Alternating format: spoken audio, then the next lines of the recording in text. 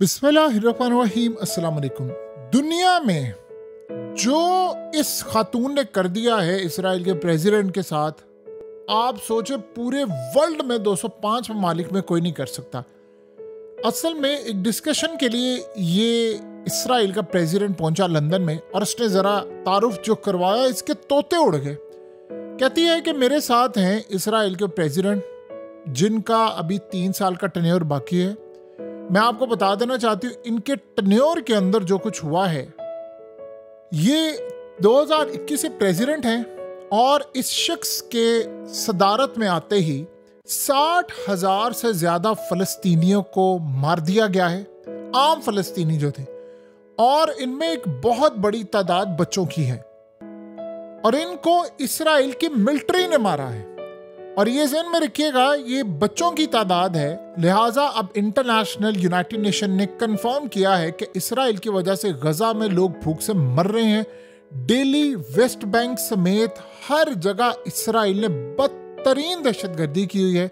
वहाँ वो लोगों को मार रहे हैं, गजा में नहीं, साथ मगरबी किनारे में भी जाकर लोगों को डेली मारे। और ये इसराइल की गवर्नमेंट ने अभी रिसेंटली कतर पर अटैक किया है, जिस पर अमेरिका से लेकर बरतानिया से लेकर पूरी दुनिया में इसराइल के खिलाफ नफरत पाई जा रही है और सब मजम्मत करें इसराइल की। ये पिछले 1 साल में 7वां मुल्क है जिस पर इसराइल ने हमला किया। लिबनान, शाम, फलस्तीन, ईरान, यमन, कतर, तुनीजिया। उसने कहा है कि अब इस सूरत हाल के अंदर बदतरीन पिछले चंद घंटों में इसराइल ने यमन पर बदतरीन हमले किए हैं, उनके कैपिटल पर, वहां पर लोग मारे गए हैं। और जितने भी एक्शन इस वक्त ले रहे हैं, तमाम के तमाम इंटरनेशनल सतह पर वायलेशन हो रही है। पूरी दुनिया में इनके खिलाफ एहतजाज हो रहा है। फ्रांस, बेल्जियम, कनाडा, हर जगह पर फलस्तीन को एक रियासत समझा जा रहा है। यूरोपीय यूनियन इनको डिक्लेयर किया है कि वो एक रियासत मानती है। लिहाजा इसके बावजूद ये पूरी दुनिया के अंदर पाबंदियों का इनको और इनके वजीरों को सामना करना पड़ रहा है। इन्होंने जो कत्लेआम वहाँ पर किया है, पूरी दुनिया इंटरनेशनल इदारों ने जो इंटरनेशनल सतह पर रिकग्नाइज है, उन्होंने रिपोर्ट जारी की है कि इसराइल ने वहाँ पर बदतरीन दहशतगर्दी की है और वो इलाके कब्जा कर रहे हैं। और मेरे सामने उस इसराइल की स्टेट जो ये सारी बदतरीन रियासती दहशतगर्दी करी, उसका प्रेसिडेंट बैठा हुआ है। इमेजिन करें, जरा इमेजिन करें, क्या जिगरा है इस औरत का कि उसने दुनिया की सबसे ताकतवर तरीन पावर, जो तादाद में कम है, उसके प्रेसिडेंट को वॉर क्रिमिनल के तौर पर पेश किया है।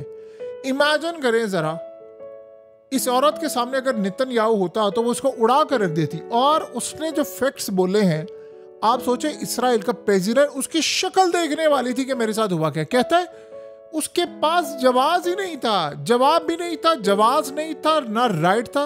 कहता है आपने जो कुछ करके मेरा तारुफ करवाया है, ये तमाम चीज़ों को मैं डिनाई करता हूँ, इन फैक्ट्स को डिनाई करता हूँ, ये करता हूँ, वो करता हूँ मैं। उसने कहा मैं हम इसी पर बात कर रहे हैं, तुम मुझे ये बताओ जो मैंने सारी बातें की हैं वो क्या ठीक है कि नहीं।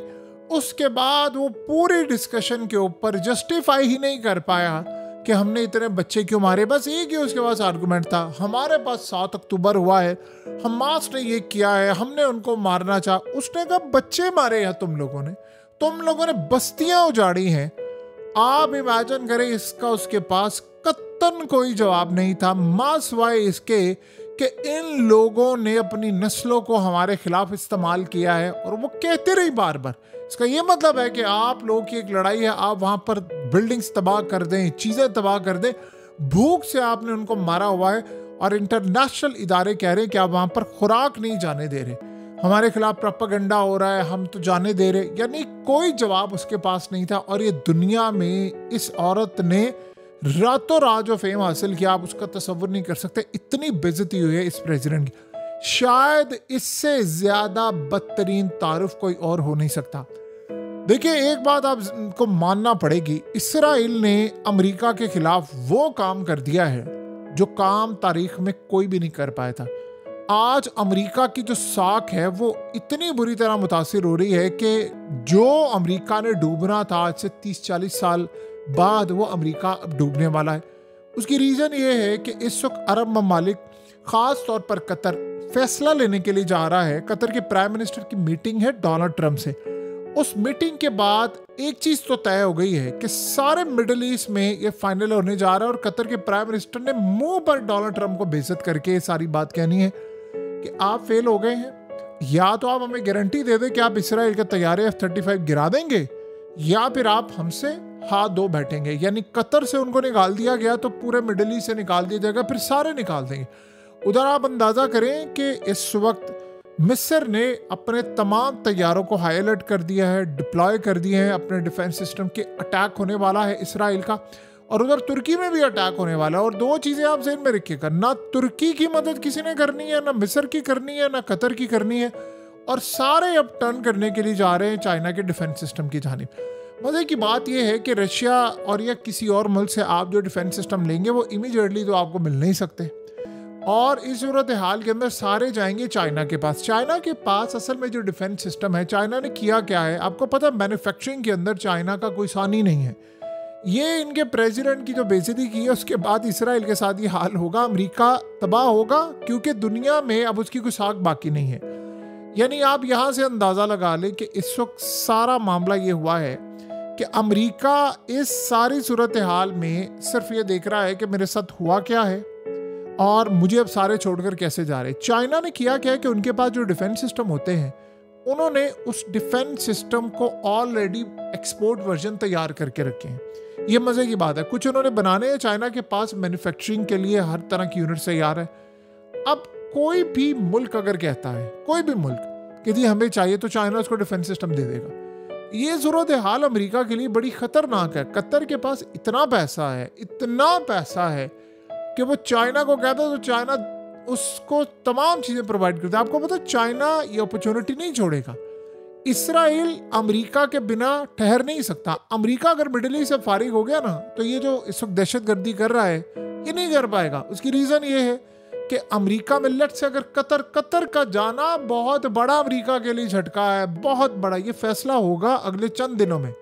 देखिए एक बात तो 100% तय है ना, 100% तय है कि अगर मिसाल इसकी यहाँ से ले ले, शाम के अंदर इसराइल ने S-400 डिप्लॉय किया था और हुआ ये कि इसराइल ने वहाँ पर मारे थे 10 मिसाइल। अब जब 10 मिसाइल मारे थे तो वो मिसाइल बेसिकली इसराइल के मिसाइल थे और रशिया ने उनको गिरा दिया था। ये तब की बात है जब बशार अल असद का दौर था और इसराइल को बड़ा गुस्सा था कि वो ये काम क्यों हुआ है। यहाँ से एक चीज़ तो तय है कि अमेरिका के दिए गए मिसाइल इसराइल को वो गिराए थे। अब रही बात, कई दफ़ा F-35 रेडार पर नहीं आए। अब हुआ ये है कि पाकिस्तान और इंडिया की जंग के बाद चाइना के डिफेंस सिस्टम की, चाइना की डिमांड आसमान पर चली गई है, क्योंकि यूरोप के अगर मिसाल के तौर पर राफेल तैयारे टिक नहीं पाए तो फिर पाकिस्तान की टेक्नोलॉजी के अगर उन्हें टिक पाए तो चाइना अगर बहुत एडवांस लेवल की अपनी टेक्नोलॉजी कतर को देगा तो वो कहाँ पर वो F-35 वाली चीज़ें टिक पाएंगी। चाइना जब टेक्नोलॉजी देता है वो साथ मेक श्योर करता है कि क्लाइंट हाथ से ना जाए। चाइना की मैन्युफैक्चरिंग में एक कमाल है। आपने देखा नहीं आईफोन की क्या सूरत हाल होती है। दुनिया में चाइना के अलावा कोई ऐसा मैन्युफैक्चर नहीं है जो 80%, 85% आईफोन बना सके।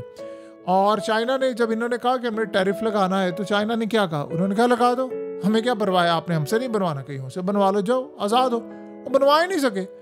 अब नया आईफोन लॉन्च हुआ है, घुटनों में गिरे हुए हैं सारे, घुटनों में, लेकिन कोई कुछ कर नहीं पाए। ये असल वो हालात हैं जिसको आपने समझना है। तो चाइना ने देखना है कि अगर मेरा एक आ गया, अगर मिडिल ईस्ट में, गल्फ कंट्री में एक मेरे पास कस्टमर आ गया, क्लाइंट आ गया कतर, तो इसके बाद सारे आ जाएंगे। तो मैं ये अपॉर्चुनिटी नहीं छोड़ूंगा। अगर ये कमज़ोर हुआ अमेरिका तो इसराइल कमज़ोर होगा। तो इसराइल के तैयारे फ्यूचर में चाइना गिराएगा, रशिया गिराएगा, कौन गिराएगा तो आने वाला वक्त फैसला करेगा। लेकिन ये बात तय है, अमेरिका ने तो नहीं गिराने। ये बात तो 100% तय है कि यूरोप भी अगर कतर को सिक्योरिटी देगा वो भी नहीं गिराएगा। जो मर्जी आप कर ले, गिराने हैं तो फिर दो ही मुल्क गिरा सकते हैं, रशिया गिरा सकता है या चाइना गिरा सकता है। और तो किसी भी तरह तप्पड़ नहीं है, और तो किसी का लेवल नहीं है कि वो गिरा सके। तो अमेरिका ने तो गिराने नहीं है और अमेरिका बेवकूफ़ नहीं है। सो अब आज आप समझ लें कि ये जो सारी उसने बातें की हैं इस इंटरव्यू में कि तुम ये करे वो करे, अमेरिका की शय पर कर रही। अमेरिका डाउन हो गए, फारिग हो जाएंगे। आप उसका तस्वर नहीं कर सकते कि इनके साथ होने क्या लगा है। बहरहाल एक बात तय है कि अगले कुछ अरसे में हालात ये बता रहे हैं कि चीज़ें मुकम्मल तौर पर इनके कंट्रोल से बाहर होने वाली है। सो अब आप तैयारी पकड़ लें, अब इनका टाइम मुकम्मल तौर पर पूरा होने के लिए जा रहा है। ये बिल्कुल स्टेबल नहीं रह सकते, बिल्कुल स्टेबिलिटी इनकी नहीं है। बहरहाल आज इस औरत ने ये एक बात बताई है कि आप दुनिया के किसी भी मुल्क में रहते हो, अगर आपके पास जिगरा है गुफ्तगू करने का, तो आप इस तरह वॉर क्रिमिनल्स को जलील कर सकते हो।